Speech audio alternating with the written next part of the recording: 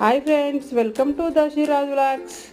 నేనైతే బంజారా హిల్స్లో జగన్నాథ స్వామి టెంపుల్కి అయితే వెళ్ళాను. చాలా అంటే చాలా బాగుందండి. చాలా సూపర్గా ఉంటాయి ఇక్కడ విగ్రహాలు, అన్ని కలర్లు వేస్తారు. చాలా ఇదేంటిది గజస్తంభం కూడా చాలా బాగుంటుంది. లోపల టెంపుల్ అంతా చాలా ప్రశాంతంగా ఉంటుందండి. అంతా మొత్తం వుడ్ కలర్లో ఉంటుంది. టెంపుల్ మొత్తం వుడ్ కలర్లో ఉంటుంది.